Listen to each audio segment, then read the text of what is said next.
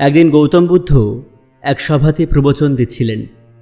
গৌতম বুদ্ধ তার প্রবচন শেষ করার পর যারা প্রবচন শুনতে এসেছিলেন তাদেরকে বললেন, জাগো, সময় হাত থেকে বেরিয়ে যাচ্ছে।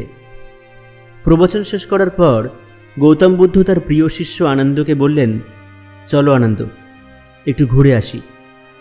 আনন্দও গৌতম বুদ্ধের সাথে বেরিয়ে পড়লেন, কিন্তু আশ্রমের মুখ্য দরজার সামনে এসে আনন্দ ও গৌতম বুদ্ধ দরজার একপাশে দাঁড়িয়ে থাকলেন, কারণ যারা গৌতম বুদ্ধের প্রবচন শুনতে এসেছিলেন তারা ধীরে ধীরে একজন একজন করে বেরিয়ে যাচ্ছিলেন এবং সেখানে অনেক ভিড় জমে গিয়েছিল।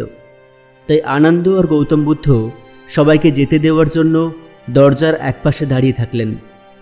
হঠাৎ সেই ভিড় থেকে একজন স্ত্রী এসে গৌতম বুদ্ধকে প্রণাম করলেন এবং বললেন, ভগবান, আমি একজন নর্তকী।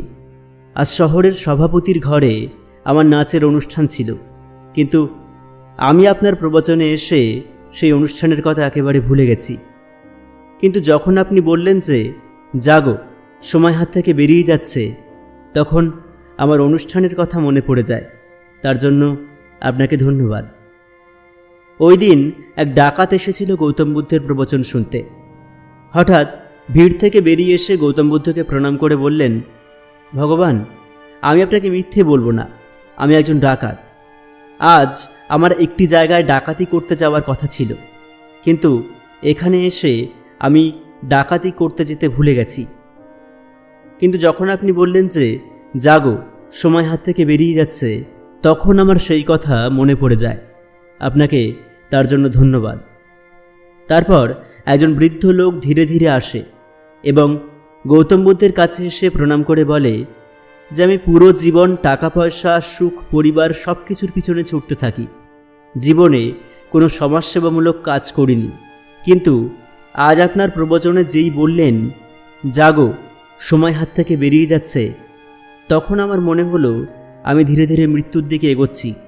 এখন মনে হচ্ছে আমার জীবনটা বেকার কাটিয়েছি, কিন্তু আজ আপনার ভাষণে আমার চোখ খুলে গেছে। আজ থেকে আমি সংসারের মোহ মায়া ছেড়ে সংসারের ভালোর জন্য, সংসারের লোকের ভালোর জন্য কাজ করব। এই বলে বৃদ্ধ প্রণাম করে চলে গেলেন। যখন সবাই চলে গেল, গৌতম বুদ্ধ তার প্রিয় শিষ্য আনন্দকে বললেন, দেখো আনন্দ, আমি প্রবচন একটা দিয়েছি, কিন্তু তার অর্থ সবাই আলাদা আলাদা করে বের করেছে। যার যতটুকু ক্ষমতা সে ততটুকু এই দান গ্রহণ করতে পারবে। জ্ঞান অর্জন করতে গেলে তার মনকে উপযুক্ত মন তৈরি করতে হবে, তার জন্য তার মনটা পবিত্র হওয়াটাও দরকার।